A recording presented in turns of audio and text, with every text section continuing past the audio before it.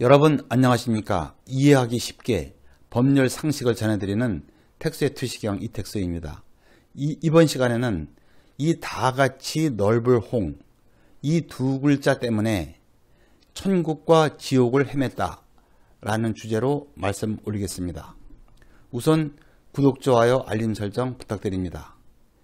이 건은 제가 1990년대 초경에 실제로 처리했던 사건입니다. 편의상 당시 그 의뢰인을 이부자 씨라고 칭하겠습니다. 이 이부자 씨는 이렇게 재판이 걸렸다고 하면서 소장을 들고 저를 찾아왔습니다. 사연은 이렇습니다. 이부자 씨는 3년 전에 면적이 꽤 넓은 임야를 매수를 했는데 그곳으로 이 대단위 공공기관이 이전하기로 하면서 상당한 액수의 보상금이 지불될 예정이었습니다.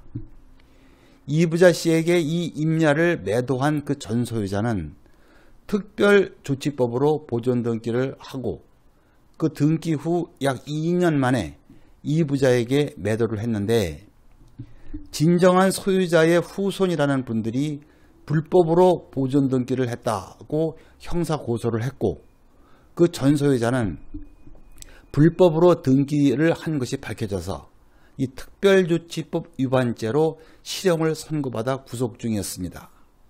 이 전 소유자가 특별조치법 위반죄로 유죄 판결을 받았기 때문에 진정한 소유자가 나타나서 말소 청구를 하면 이 특별조치법으로 등기를 한 그 보존 등기는 원인 무효로 말소가 되고 따라서 이부자 명의의 이전 등기도 원인 무효로 말소되어 소유권을 빼앗길 위기에 처하게 되었습니다. 이 전 소유자는 매매대금을 받아서 전액 빚을 갚고 그 당시에는 재력이 없어서 이부자 씨는 패소할 경우 전 소유자로부터 돈으로 돌려받을 형편도 못 되기 때문에 이 재판에서 패소한다면 큰 타격을 받을 상황이었습니다. 이부자 씨는 패소할 것을 예상을 하고 자신이 직접 법원에 다닐 수가 없으니 사건을 맡아서 최선을 다하기는 해달라고 하면서 저에게 맡기고 갔습니다. 그런데 서류를 검토하다 보니 원고 측이 그들의 조상 소유라는 증거라고 제출한 문서가 일제강점기 때 이 조선 총독부에 의하여 작성된 이 보안님 편입조서이었습니다. 그런데 거기에 기재된 그 소유자의 이름과 원고들의 선조의 그 이름의 그 한자가 발음은 동일한데 글자가 달랐습니다.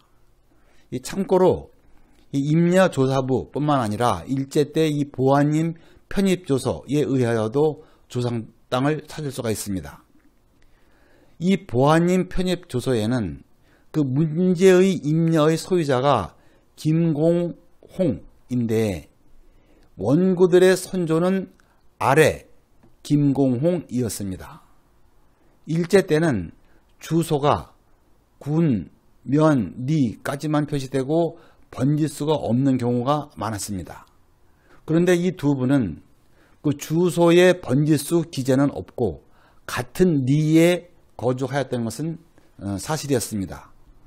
이 두 개의 그 위쪽의 홍과 아래 홍자는 모두 넓을 홍자입니다.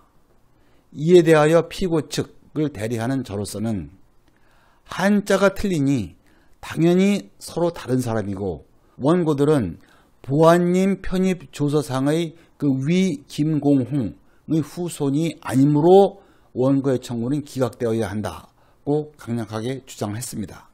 이에 대하여 원고 측에서는 비록 한자가 다르더라도 다같이 넓을 홍자이고 같은 리에는 아래의 김공홍이든 위쪽의 이 김공홍이든 김공홍이라는 사람은 자신의 선조 외에는 없었다고 주장하면서 원고들의 조상인 그 아래 김공홍이 곧 보안님 편입조서상의 위쪽 김공홍과 동일인이기 때문에 자신들에게 소유권이 있다고 주장을 했습니다. 솔직히 당시 그 소송 대리를 맡은 저로서는 이름의 한자가 틀리면 당연히 다른 사람이라고 보아야 한다고 믿었고, 그리하여 원고 측의 청구가 기각되리라고 예상을 했습니다. 그러나 1심 판결에서는 이 두 사람이 동일인이라고 판단을 한 것입니다. 원고의 청구가 인용되어 이부자가 패소했습니다. 이부자 씨 본인도 이름의 한 문자가 틀린데 다른 사람으로 보아야 하는 게 맞다는 의견에 동조하여 항소를 하기로 했습니다. 이 아래 홍과 위 홍은 우리말로 다같이 홍자이고 일본말로는 모두 히로시, 이 넓다는 의미입니다. 이 히로시로 읽히고 있습니다. 위 홍도 넓을 홍이고 이 아래 홍도 넓을 홍으로 다같이 넓다는 의미입니다. 즉 의미가 동일합니다. 다만 이 아래 홍은 간혹 클 홍으로도 읽히고 있습니다. 저의 그 피고 쪽에서는 일제 때는 조선 총독부의 문서에 한글을 전혀 사용하지 않고 일본 말과 한자만을 사용하였기 때문에 아래 김공홍과 위에 김공홍은 엄연히 상이한 한자이고 이를 혼동하여 잘못 기재하였을 리가 없다. 발음이 동일하더라도 한자가 다르다면 다른 사람이라고 봐야 한다 라고 강력하게 주장했습니다. 혹시 족보에는 이 정식 명칭 외에 집에서 부르는 다른 이름이 있는 경우 그 표시가 되어 있는 경우도 있습니다. 그러나 이 건 그 원고들의 조상은 족보에도 아래 김공홍으로 되어 있을 뿐 위에 그 김공홍으로 표시된 적이 없었습니다. 우리가 사용하는 한자 중에서 이 넓을 홍과 같이 훈과 발음이 동일하면서 한자가 틀린 두 개인 경우는 이것 외에는 없는 것 같습니다. 대법원 판례는 이와 같이 발음은 동일하더라도 한문이 다른 경우에는 당연히 다른 사람으로 봐야 한다고 입장인데, 이 건과 같이 발음은 물론 훈까지 동일한 경우에 대한 판결은 당연히 없었습니다.